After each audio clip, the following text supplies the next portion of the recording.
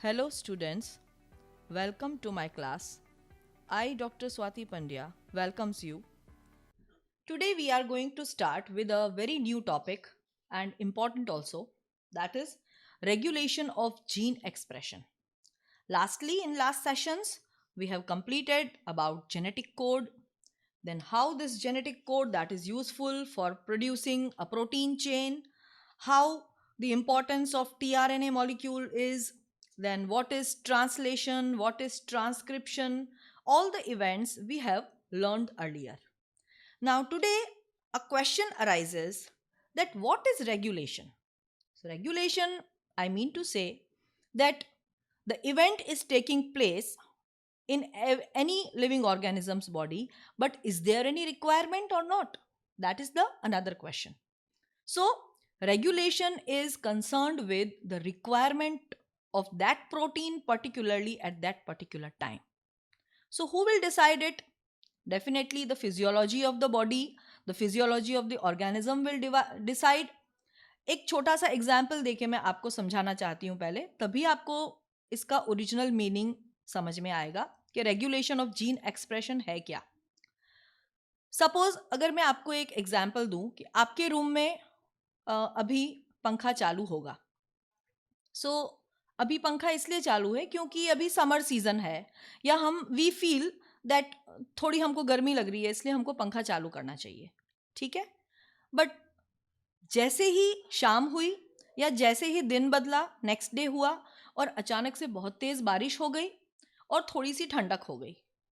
सो क्या आप उतना ही तेज पंखा उस टाइम पे चलाएंगे? The answer will be no. आप उसको रेगुलेट करेंगे. कैसे रेगुलेट करेंगे? कल आपने वो पंखा या एसी वॉट, वो आपने अगर तेज रखा होगा, उसकी इंटेंसिटी तेज रखी होगी, जैसे फुल आपने रखा होगा, तो जब बारिश होती है तब थोड़ा सा टेम्परेचर डाउन हो जाता है, तो उसके लिए हमको थोड़ा कम पंखे की ज़रूरत पड़ती है, या हम 1 या 2 पे चलाते हैं, या एसी का हम टेम्परेचर कम ज़्यादा कर लेते हैं एज पर the requirement. So this is known as actually regulation. फिर से हम इस टॉपिक पे आए कि रेगुलेशन की बॉडी में कैसे ज़रूरत पड़ती है, क्या ज़रूरत पड़ती है. So gene we all know it is a segment of DNA, एक छोटा सा पार्ट है डीएनए का, और उस पार्ट की अपनी इंपॉर्टेंस है. जैसे हम लास्ट टाइम डिस्कस कर रहे थे ट्रांसलेशन एंड ट्रांसक्रिप्शन, एक पर्टिकुलर हमने अमीनो एसिड की चेन से एक प्रोटीन डेवलप किया. वो प्रोटीन हमको चाहिए या नहीं, that will be decided by body. So यहाँ पे एक एग्जाम्पल लेके हम समझने की ट्राई करेंगे what do you mean by regulation of gene expression. So regulation of gene expression refers to very broad term that may occur at various levels, considering that the gene expression result in formation of a polypeptide. Polypeptide means a protein. It can be regulated at several levels. In eukaryotes, if I talk about, the regulation could be, first step will be transcriptional level, in which formation of primary transcript is there. Then processing level, where regulation of splicing is there. Then transport of mRNA from nucleus to cytoplasm. Why is it so? In nucleus DNA is there, and at cytoplasm ribosome is there, where protein has to be synthesized. So actually mRNA will be moving from nucleus to cytoplasm. And lastly, translational level. So in this way we will proceed further. Now one of the example, but before that, in prokaryotes I will tell you the gene expression is controlled by actually initiation of transcription. And regarding this topic, for example, if an enzyme which is known as beta galactosidase is synthesized by E. coli bacteria. E. coli is an prokaryotic organism. So here we are taking the example of this enzyme, that an enzyme known as beta galactosidase is synthesized by this bacteria, and it is used to catalyze the hydrolysis of disaccharide. That means disaccharide is converted into monosaccharide. That means it is digested.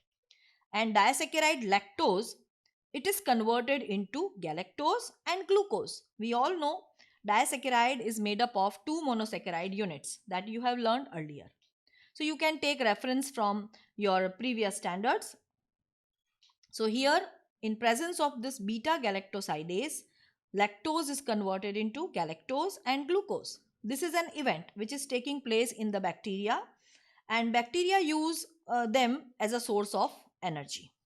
Hence, if the bacteria do not have lactose around them to be utilized for energy source, then would no longer require the synthesis of enzyme beta galactosidase.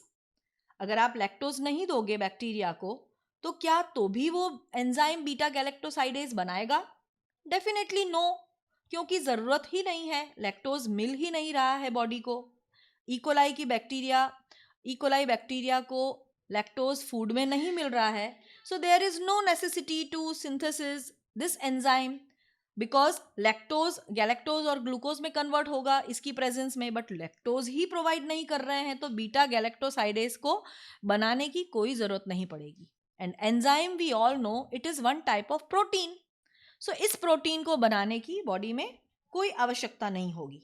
So therefore in simple terms we can say that it is the metabolic, physiological और environmental condition which regulate the expression of gene. मैंने आपको पहले ही बोला था कि बहुत सारी अलग अलग सिचुएशंस के हिसाब से डिसाइड होगा कि ये एंजाइम या प्रोटीन चाहिए या नहीं. The development and differentiation of embryo into adult organism are also a result of coordinated regulation of expression of several set of genes. तो ये एक सिंपल एग्जाम्पल हुआ, बट ये आपको मैं ओवरव्यू दे रही हूँ अभी. अगर पर्टिकुलरली कोई क्वेश्चन पूछा जाता है तो आपको टू द पॉइंट आंसर देना है. In prokaryotes, control of rate of transcriptional initiation is the predominant site for control of gene expression. Now let us see the example regarding this regulation of gene expression.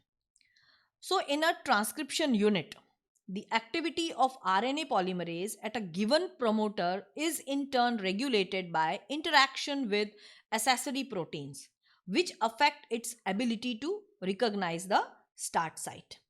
So actually this is an important line and you have to understand this line. Later on I will explain you the whole concept with the help of the chart also. So these regulatory proteins can act both positively, that means they can activate the process, or negatively by making just stop the process, that means as a repressor. So the accessibility of promoter regions of the prokaryotic DNA is in many cases regulated by interaction of proteins with a sequence which is known as operator. So this is an operator who operates.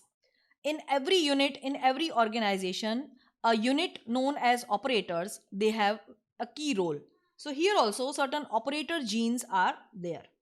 The operator region is adjacent to promoter element in most operands, and in most cases sequence of operator bind a repressor protein, because when the process is not going on, that somebody will stop it.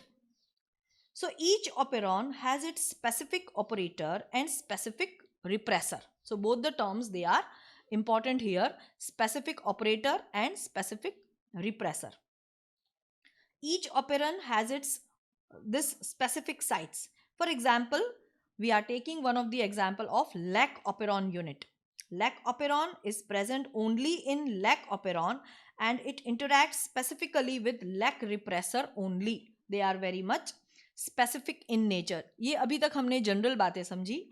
Now to the point, if we talk, the lac operon, इसको हम lac operon model भी बोल सकते हैं, ऐसा question में पूछा जाता है many times. And here the contribution of genetist Francis Jacob and biochemist Jacques Monod, जिसको हम शॉर्ट में बोलते हैं जैकब एंड मोनार्ड, उनके कंट्रीब्यूशन से ये ऑपरेटर लैक ऑपेरॉन मॉडल दिया गया और हम पढ़ेंगे इसके बारे में अब.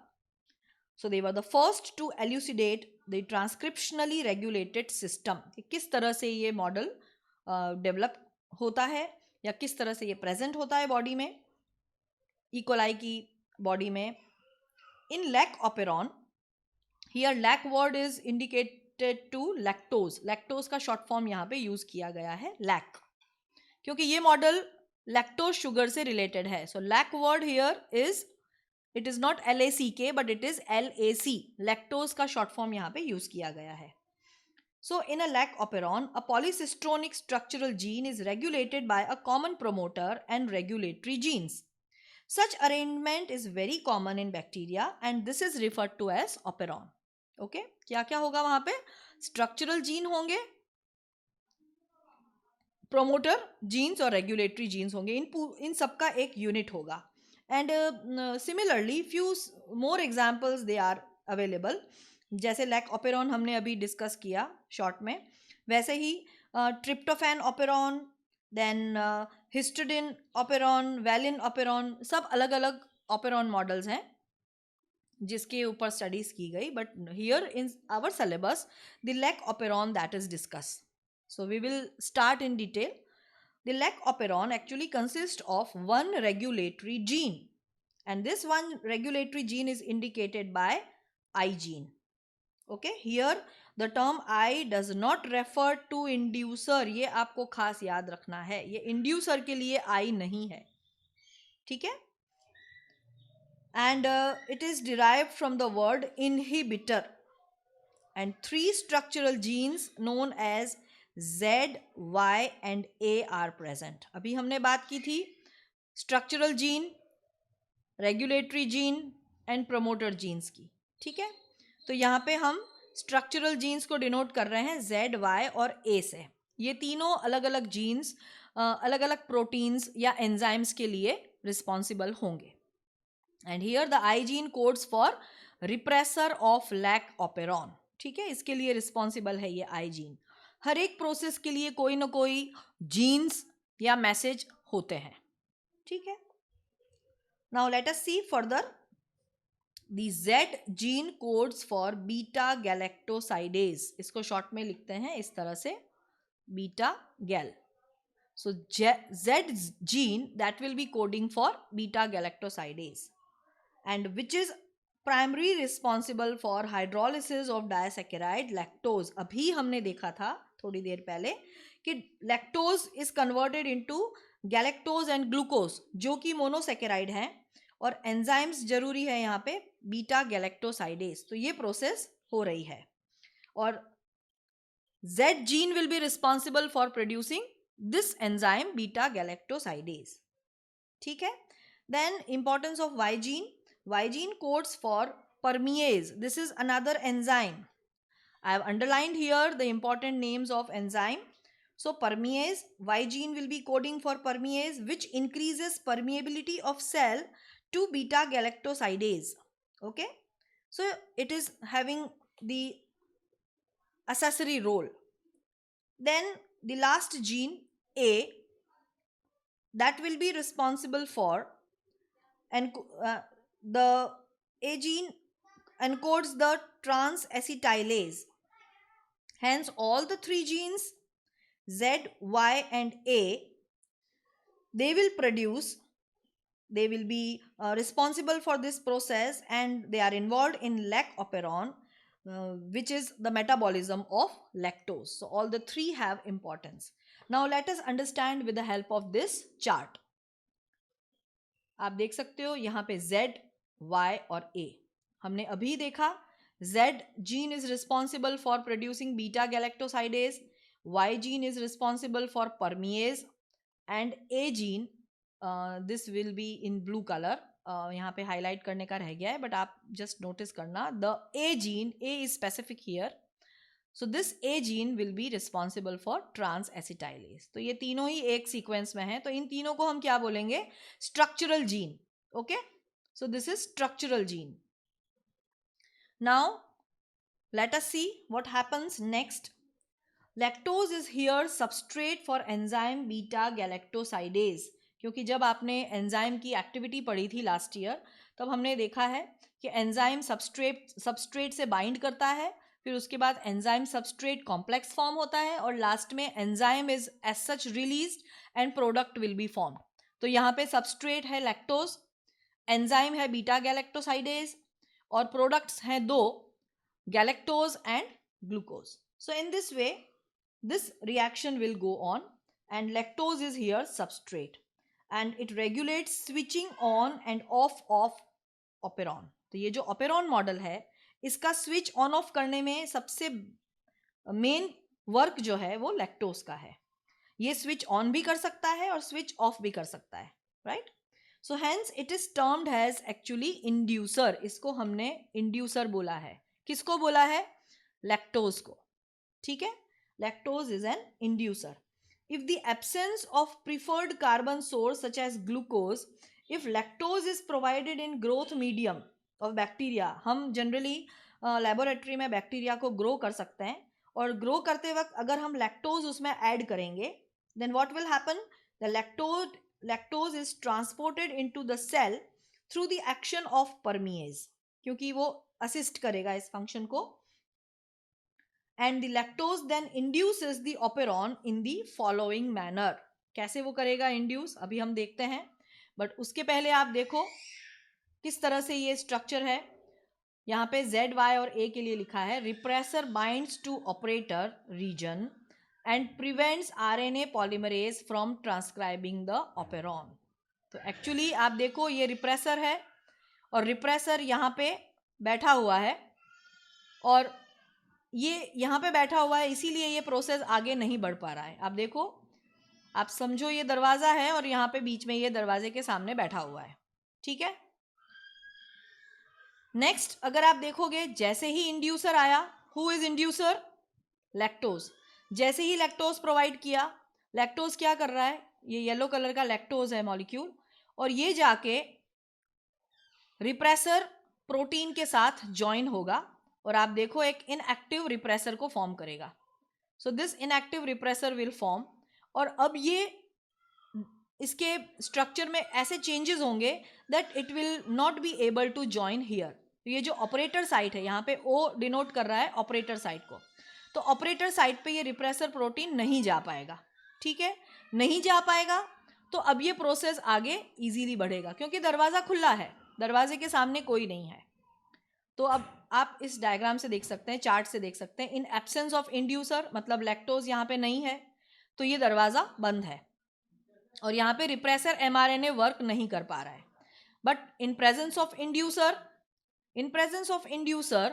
The inducers that is acting here and it will be not able to just stop the channel, and this Z, Y and A genes they will work. आप देखो ये पूरा mRNA फॉर्म हो रहा है और यहाँ पे बीटा गैलेक्टोसाइडेज बन रहा है, परमीएज बन रहा है और ट्रांस एसिटाइलेज बन रहा है. Means translation will be going on because of transcription. यहाँ पे दोनों ही प्रोसेस आप नहीं देखोगे, ये प्रोसेस आगे ही नहीं बढ़ेगा, एंजाइम फॉर्म नहीं होगा. Right. So this is explained again in descriptive way. We will see the lactose then induces the operon in the following manner. How? The repressor of operon is synthesized from I gene. आप देखो I gene जो है वो repressor mRNA form कर रहा है, यहाँ पे भी कर रहा है, बट यहाँ पे ये प्रोसेस आगे नहीं बढ़ पा रहा है क्योंकि रिप्रेसर यहाँ पे बैठा हुआ है उसकी ऑपरेटर साइट पे, मतलब ये स्विच ऑफ कर रखा है इसने, हम ऐसा भी समझ सकते हैं. ठीक है, जब यहाँ पे रिप्रेसर प्रोटीन होगा दैट मीन्स स्विच ऑफ है, तो स्विच ऑफ होगा तो फैन नहीं चलने वाला, वैसे ही स्विच ऑफ होगा तो ये प्रोसेस आगे नहीं बढ़ने वाला. Now the repressor protein binds to operator region of the operon and prevents RNA polymerase from transcribing the operon. मतलब फर्स्ट को हमने डिस्क्राइब किया है. Now सेकेंड डायग्राम के लिए in presence of inducer who is lactose और allolactose. Allolactose is an isomer. तो या तो आप लैक्टोज प्रोवाइड करो या एलोलैक्टोज प्रोवाइड करो, ये प्रोसेस आगे बढ़ेगा. कैसे बढ़ेगा? The repressor is inactivated by interaction with inducer. ये जो रिप्रेसर है वो इंड्यूसर के साथ ज्वाइन होके एक ऐसा इनएक्टिव रिप्रेसर फॉर्म करेगा, और जैसे ही ये इनएक्टिव हो गया मतलब ये स्विच ऑन हो जाएगी क्योंकि ये यहाँ पे जाके बाइंड नहीं कर पाएगा, और ये नहीं कर पाएगा तो ये जो mRNA फॉर्म हुआ है वो आगे मैसेज देगा कि आप ये प्रोसेस आगे बढ़ाओ. ठीक है, this will allow RNA polymerase to access to the promoter and transcription will proceed. So in this way we have seen how the inducer will start the process. ये तो हुआ इंड्यूसर का फंक्शन. कभी कभी ऐसा होता है कि नेगेटिव रेगुलेशन भी होता है. अगर आपको कोई प्रोसेस स्टॉप करनी है तो आपको इंड्यूसर की जगह रिप्रेसर डालना पड़ेगा ताकि वो प्रोसेस चलती चलती रुक जाए. तो दोनों तरह का फंक्शन होता है. जैसे मैंने आपको फैन का एग्जाम्पल दिया था, अगर आप विंटर है तो विंटर में आपको फैन की जरूरत नहीं पड़ेगी तो आप स्विच ऑफ करके रखोगे. बट जैसे ही समर सीजन आएगी उसी वही स्विच है, वही फैन है, बट द रिक्वायरमेंट चेंजेस. आपको अब जरूरत पड़ेगी फैन की और आपको वो फैन का स्विच ऑन करना पड़ेगा. ठीक है, तो यहाँ पे भी ऑन ऑफ स्विच है. फिर से मैं आपको समझाती हूँ. रिप्रेसर प्रोटीन अगर यहाँ पे बैठा है ऑपरेटर साइड पे, मतलब स्विच ऑफ है. अगर रिप्रेसर प्रोटीन इंड्यूसर के साथ ज्वाइन करके इनएक्टिव फॉर्म में यहाँ पे बैठा है तो यहाँ पे स्विच ऑन है. तो स्विच ऑन होगा तभी ये तीनों एंजाइम्स फॉर्म होंगे और ये ट्रांसक्रिप्शन और ट्रांसलेशन प्रोसेस पॉसिबल होगा. ठीक है. So today we have learned how the regulation of gene expression that is done, and here the example was taken from E. coli. So hope you liked today's session. It is new, so revise it properly, do the homework, do the classwork regularly in time. Take care. Bye bye students.